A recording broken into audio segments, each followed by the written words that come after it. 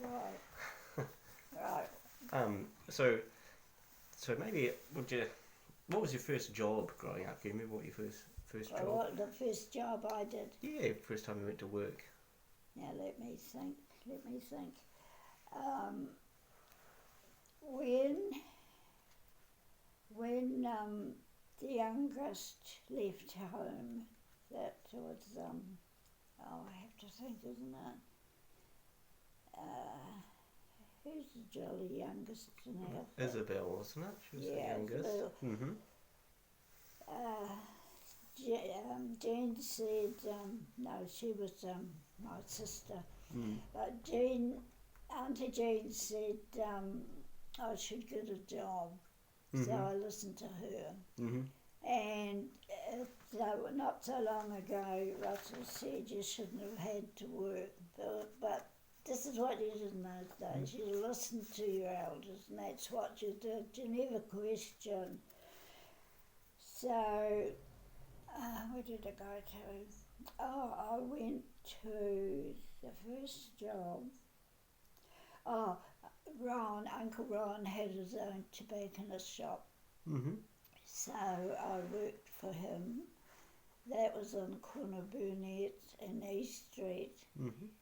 He, Ginger Taylor was a hairdresser. He was somewhere along there too. And I was there for a while, and then he left and went out to Rukai and had his own business out there. So I had to find another job. And let me see, that must have been when I went to the woolen mills, which I hated. But I had to work. Mm-hmm. I couldn't, you just didn't stay at home. Mm-hmm. And I had an old bone shaker of a bike, I told you that. Well, Mum bought me a new bike, and she'd be scratching for money too, but oh, it was lovely. It was blue with a white saddle, with the brakes, back pedal brake and the hand brake. Yes. Oh, look, I was smart. I didn't tell you the first bike was advertised in the paper. Mm-hmm. So Mum bought it without seeing it. And Russell said, I don't believe that, no one would do that. But we had to in those days, and that was the old bone shaker. Mm-hmm. And when I had to work at the mill, Wallen Mills, do you know where they are, or where they were? No. Oh, they were up Allington, way, I think. And Mum said I had to have a good bike.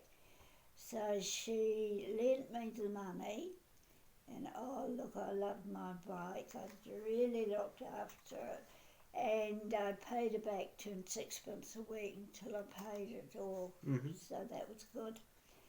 And then I left there. I wasn't really happy there. Oh, the person in charge of the woolen mills, God, you better not put the names in, but he took the girls, all the wool was in a big cupboard sort of behind, you had to walk round there and no one could see you to get the wool out. Mm. God, the cotton put on the bobbin does pretty good at that. I was quick at everything. But, and when the girls had to go round the back of this dark place, he would give them a good hug. Yeah, we wouldn't get away with it today.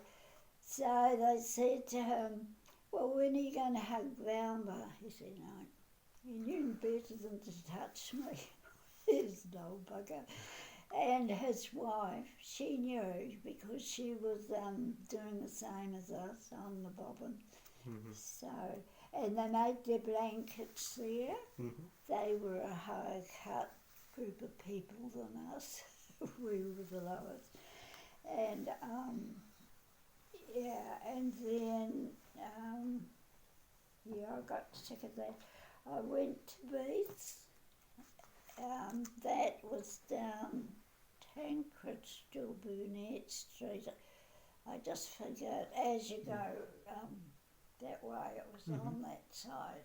Mm. And that was where I met a very close friend, Barbara John. Mhm. And Barbara said to me, what say we go up to Nelson fruit picking? And I could never say no, William. I couldn't say no to it. So I said, all right, we'll do that. And she said, look, we'll go to the work and income. Mhm. So we'll go there and ask them. So we left our post and we got that sorted, and they said they'd fix it up. And when we got the back, the boss wanted to see her and me. He said, where have you been? And I said, that's our business. And Barbara was so proud of me. And yeah, grandfather said if that was today, they wouldn't stand for that. So I suppose that would be right. But however, we were fortunate. So yeah, we had this job to go to up in Tasman. And Barbara's father had a car. Dad had a car, but it was no Model T or something like that. Mm. And yeah, Barbara's father drove us up to, it was Christchurch, where we had to catch the bus. And as we were going up there, she said, look, to have it at the lights of Ashburton for the last time, and that was fantastic. And then they just faded. When we got there, we caught the bus and we went to Tasman. Now, we thought we would have accommodation, but we got there, we never had any money, nothing, no accommodation. And then we thought, what will we do? Look, oh, we're upset. And I know there was a creek there, and we sat there looking at that creek, having nowhere to go, no money, and then a minister came along. Weren't we lucky? Look, that's how my life's worked. It's always comes to a very good conclusion. And then he said, oh, you look lost, can I help you? And we exclaimed what problem was. We had no place to go. Oh, he said, come home with me and my wife, and we'll get you sorted and get you on the bus tomorrow. And his wife was expecting too. Look, it was wonderful. What we would have done without them, I don't know. Mhm. But I did teach Sunday school at St Stephen's, Mm. and one of the Sunday school teachers' husband knew the canon up in Nelson, so he was in touch with him, so that made it a lot easier. Mhm. And when we were to pick apples, and then when we got up there, the Dickers, Mr. and Mrs. Dicker, gosh, they were lovely. They said, look, the other pickers are in the good headquarters, but we don't want you mixing with them. So they said, we'll put you in this worry, and we were happy. Mm. But it was a canned toilet, and Barbara said, what will we do? I looked around and I saw a spade with a handle that high. I said, we're right, dug a hole. We both took turns, emptied the can, covered it up, because that's what Dad did. Mm. He, Mum and Dad couldn't afford the nightcap man, so Dad always put it in the veggie garden, had the best veggies, and he sold them. That was extra income, sold them at the auction room. But however, yeah, we went up there, got in this worry, which we really liked, and we picked, now let me see, about 15. You wore a big bag over there and picked it in the bag like that. and we did about 15 bags a day. And the boss said, "Oh no, you do twice that much. It's not quick enough." So my word, we were quick then, really quick. And when that finished, they kept us on to do the pruning. And then before that, they put us in the packing shed, and we had to put the apples they're on about, had to get the tissue paper, do the thing. And my word, I was quick. I was flat out. I enjoyed it. That they don't do that today. And then I've got that was in Tasman with the Dickers. Maybe if you would you like to tell me the story of how you met Granddad? You met Russell. How did that come to be? This is where all the girls met the boys and the boys met the girls. It was at the Radiant Hall. It was every Saturday night there was a dance, and the men were right down the bottom end.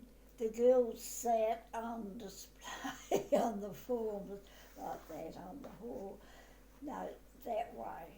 And then when a boy asks you for supper, to go into supper with them, then you were uppity and you sat differently with your boy after supper.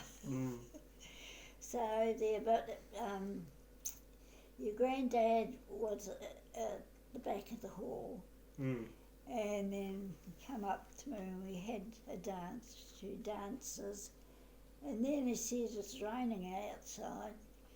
I can't remember if it was, but he said, "I'll take you home." And that was in I worded up with a photo of his car over there.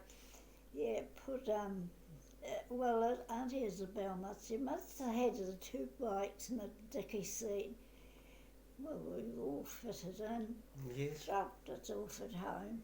Oh, I tell you, there was another boy that my mother said, "You're not going out with anyone we haven't met." So I brought him in, and it frightened him off. Well, imagine all the brothers and sisters sitting around had to meet them. So you always obeyed your mother in those days, always. But hang on, what? I've lost my thread. So Granddad had just dropped you and back at home. Oh, that's right, me at the end. And we used to talk in the car before I went in. And Mum must have told Dad I was wild, that I was to come straight in.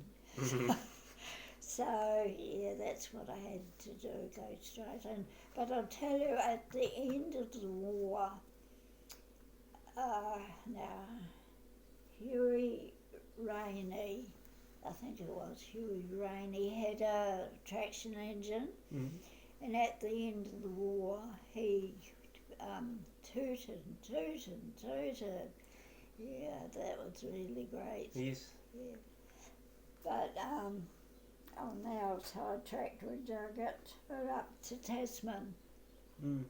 Yeah. So you went fruit picking to Tasman, and then they kept us on for the pruning. And then you met Granddad Russell at a dance, and then would you like to tell the story? How where did you get married to Russell? Where did you marry him? Where did you have the ceremony? It was 1954. Yeah, and have I got? No, I've got it. I was looking at the wedding actually.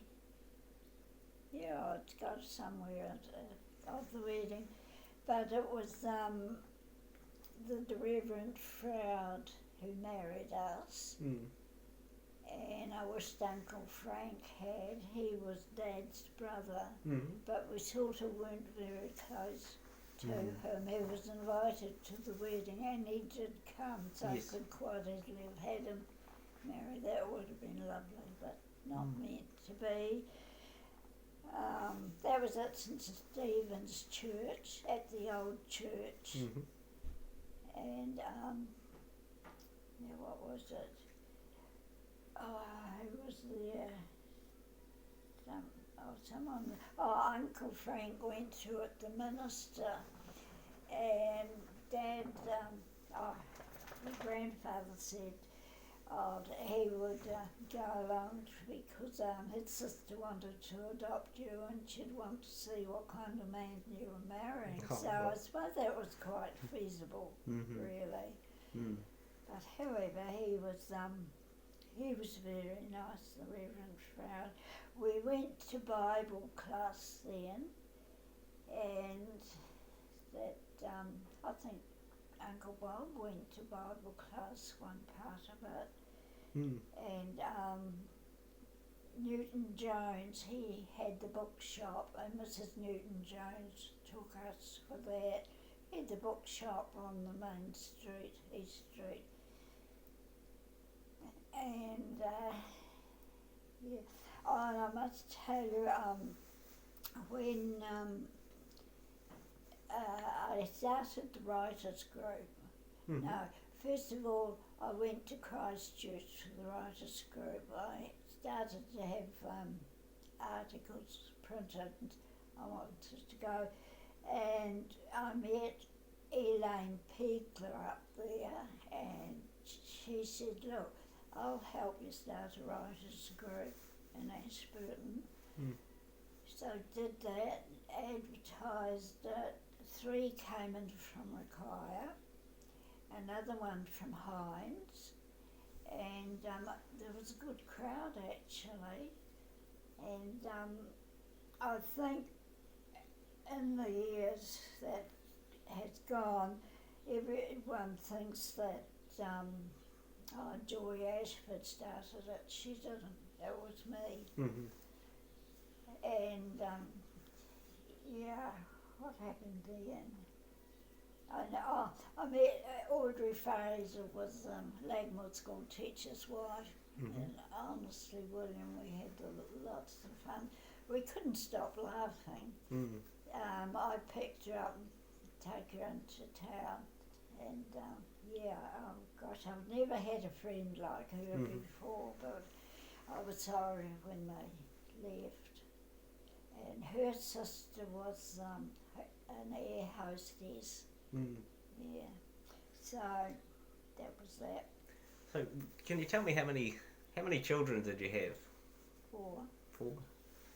Look, I got my engagement ring, and I never told anyone at work because I was working in the X-ray department, which I loved. I was an aide, and a nurse was confined to that apartment every 6 weeks. So I knew all the nurses, and it was good. And we had to go and get the patients, push the beds. I loved it. And but we had, when we X-rayed, had to wear a lead covered apron back and front.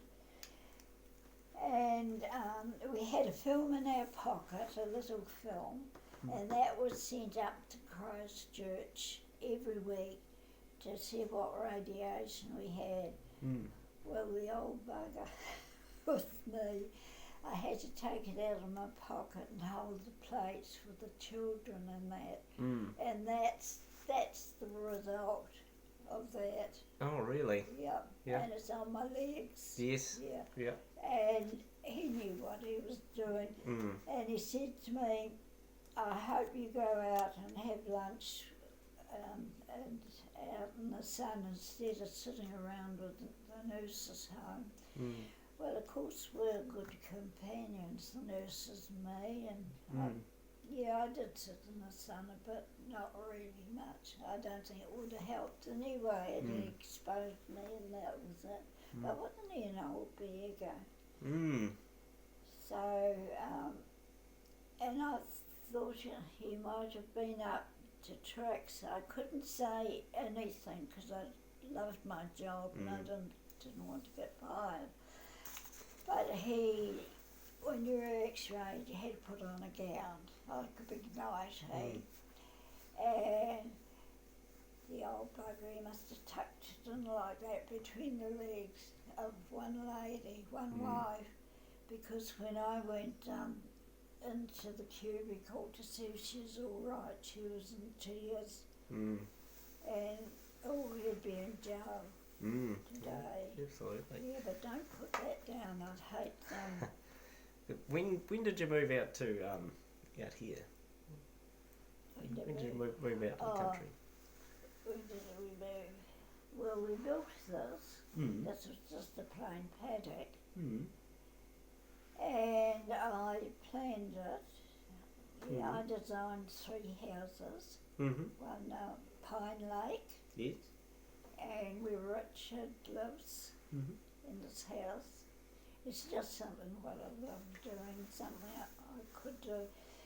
And also that I read somewhere where men carpenters build the house and it doesn't suit a woman sometimes. So I thought of that and I thought, no, I'll design it myself. And when Russell was away, I had the run of it. I could do exactly what I wanted. So they put the basin on a pedestal out there, which I didn't want. No, I said, I don't want that, I want a hanging pedestal, which I got. Oh, but then you can have a cupboard under it. And I said, I don't want it, I want it hanging. And then they had the back door round the wrong way, that it opened outwards instead of inwards. And I said, turn it upside down, and he did. I knew more than what they did. So, yes, I was quite pleased when gosh, my windows are dirty too. But when I designed the house, I told him different ones, and he said that he did the paying. I left that out. Yeah. Oh, that's very good. Is there anything else you'd like to? Any other comments or thoughts? What did you look for when you were designing a house? What did you like to put in? I would like, well, I think that this one's perfect. Yep, this is just how, if you're going to build another house, it'd be just like this one. I don't know. No, we never will, I know that. But if I could, I suppose I would. Yeah, it's just right, William. I'm so happy with it. Good. Yeah, Russell says it's got too much glass around it and wants double glazing. Oh.